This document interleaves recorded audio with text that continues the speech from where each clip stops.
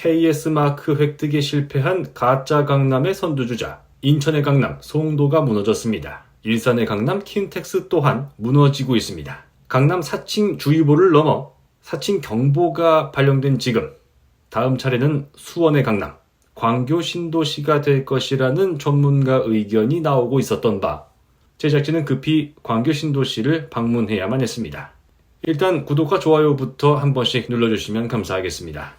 광교 신도시는 1983년 2월 수원시와 화성군 일대의 안정적인 농업용수 공급, 특히 1977년 국민관광유원지로 지정된 원천유원지 관리를 위해 용인군 수지면 이의리, 하리가 수원시로 편입되며 이의동, 하동으로 승격되고 거기에 수원시 영통구 원천동의 극히 일부, 용인시 수지구 상현동의 극히 일부에 조성된 2기 신도시입니다. 물 위를 둥둥 떠다니는 오리배 사이로 사람 지체가 떠다니기 일쑤였던 원천유원지, 불과 10년 전까지만 해도 신원미상의 토막난 시체가 발견된 신대저수지, 워낙에 자살 사건이 많이 발생해서 자살의 명소라는 별명까지 붙고 2017년 수원시 부시장이 극단적 선택을 하며 주위를 안타깝게 했던 원천저수지가 2013년 광교 호수공원으로 신분 세탁에 성공하면서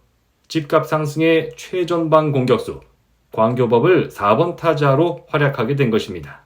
본격적인 광교 이야기를 꺼내기에 앞서 평소에 라디오를 자주 들으시는 분들은 대략 반년 전부터 귀에 딱지가 않도록 이 광고를 들으셨을 겁니다. 요즘도 계속 나옵니다. Hello, this is Daniel Harley. 모든 것이 연결된 미래적 욱 스페이스가 옵니다. 스케일링, 인터넷, 디저. 현재 엔지니어링이 완성하는 하인 워크 에디션, 신광교 크라임시티. 그 지식산업센터는 이번 영상에 등장하지 않을 겁니다. 그리고 앞으로도 광교를 다루는 영상에 등장할 가능성은 제로입니다. 왜냐면 신광교는 광교가 아니기 때문입니다. 흥덕 IT밸리보다 더 멀리 떨어진 곳에 짓고 있는 지식산업센터이자 아파트형 공장임에도 불구하고 이른 아침 구린내 나는 암모니아 기체를 내뿜는 똥 한 바가지를 변기에 싸고 물을 내리면서 변기물과 함께 양심도 내려버린 것처럼 광교가 아닌데 신광교라는 말을 거침없이 내뱉고 있는 것이었습니다. 그런데 부동산 시장에서 신이라는 단어가 들어가면 무조건 도망치라는 전문가 의견이 있었습니다. 저희 제작진 회의에서도 앞에 신자가 들어가서 좋은 것은 신라면, 신세경, 단 2가지 뿐이라는 결론이 도출됐는데요. 일상생활에서 신이라는 한자는 새롭다를 의미하지만 부동산에서의 신은 아니다를 의미합니다. 예를 들어볼까요? 광교가 아닌 신광교에서 남쪽으로 조금 더 내려가면 신영통 현대타운이라는 대단지가 나옵니다만 이곳은 경기도 화성시 반월동에 있는 아파트였습니다. 우리가 흔히 영통이라 하면 경기도 수원시 영통구, 그 중에서도 영통동을 주로 떠올립니다. 그런데 화성시 반월동인데 신영통이라니요?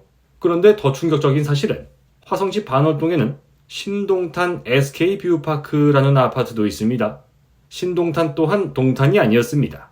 실제 1기 동탄 신도시에 속하는 곳은 화성시 반송동, 서구동, 능동 3개뿐입니다. 이 밖에도 신마곡, 신산본, 신흥덕 등등 유사품이 많기 때문에 각별한 주의가 요구되고 있습니다. 이러다가 하남시는 신강동, 의왕시는 신평촌 되는 거 아닌가 모르겠습니다.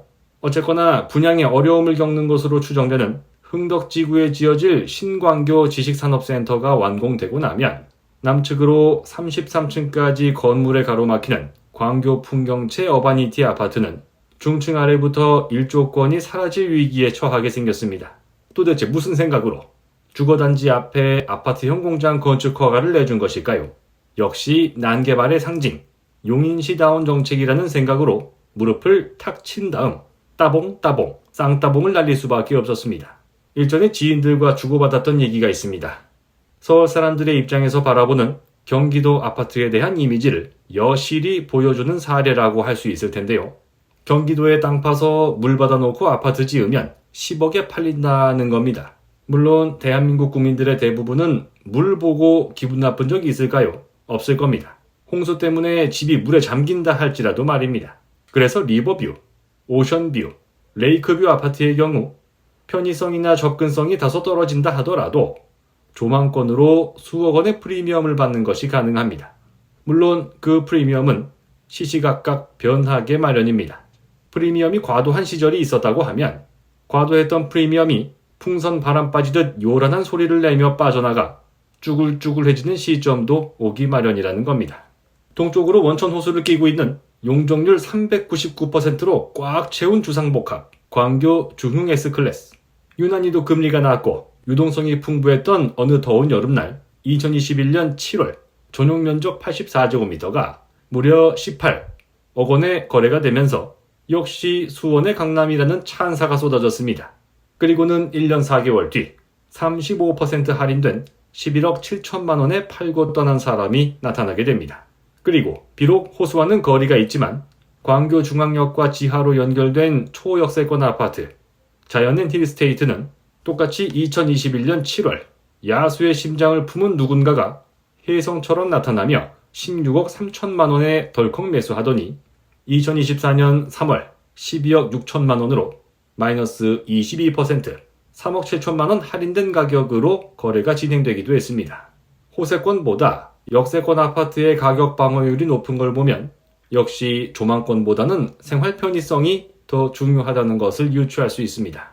그런데 이것보다 더 심각한 문제는 원천 호수, 신대 호수와 전혀 상관이 없는 것은 물론이고 광교라고 할 수 없음에도 불구하고 광교를 사칭한 가짜 광교 아파트가 늘어났다는 것입니다. 이러다가 수원시 북동부 전체가 광교화될 판입니다. 가장 양심이 없는 곳은 두 군데로 알려져 있습니다. 첫 번째는 서광교 파크 스위첸 아파트입니다. 이름만 딱 봐서는 광교 신도시 서쪽에 있는 공원에 둘러싸인 KCC 아파트구나 싶은 생각이 들겠지만 신분당선 광교역까지 도보로 30분이 걸리는 초역세권에 주소 자체가 광교 신도시가 속한 수원시 영통구가 아니라 수원시 장안구 연무동에 위치하고 있었습니다. 광교에서 서쪽으로 쭉 가면 나온다는 의미로 서광교라는 이름을 붙였다고 볼 수 있습니다. 양심이 없는 두 번째 장소는 은근슬쩍 동광교라는 말을 암암리에 쓰다가 걸려서 개망신을 당하기도 했던 곳입니다. 광교 신도시의 북쪽 경계선은 상현중학교, 세비초등학교, 상현고등학교까지입니다.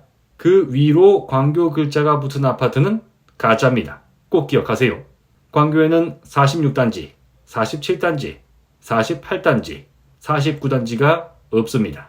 지난 시간에 다뤘던 가짜 신도시 수지의 이름을 파는 것보다 광교 이름을 팔아야 집값이 많이 오르니까 어차피 같은 상현동인데 10년 정도 연식 차이야 뭐 어때 하면서 광교 신도시가 아니기 때문에 광역교통 개선대책 분담금 2,200만 원도 내지 않고 얼굴에 두꺼운 철판을 깔고 자식들이 학교에서 놀림을 당하거나 말거나 201동이라 적혀있던 아파트 외벽에 새롭게 4,701동으로 페인트를 덧칠하는 대단무쌍한 행보를 보인 겁니다. 대체 왜 이렇게까지 해야 했을까요? 코로나 시절 기업과 자영업자들 먹고 살기 힘들까봐 금리를 낮춰줬더니 이렇게 금리가 쌀 때가 내 집 마련의 적기라 외치며 부동산은 우상향, 그놈의 우상향 세 글자를 옹알이 하듯 떠들어대던 자칭 전문가 부동산 유튜버 영끌 오적, 그 위에 고준스톤을 비롯해서 겸임 교수와 연구원장의 탈을 쓴 장사꾼, 앞잡이 꼭두각시들. 이때다 싶어 머리끄댕이 잡아채듯 분양가를 끌어올려놓고 건설비가 올라 개판으로 지어다는 건설사.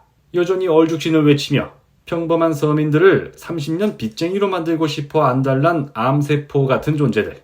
나라 망치는 K빌런, K쓰레기들이 전부 다 없어지는 그날까지 이나망TV와 함께 해주시기 바랍니다. 다음 영상으로 돌아오겠습니다. 이러니 나라가 망하지.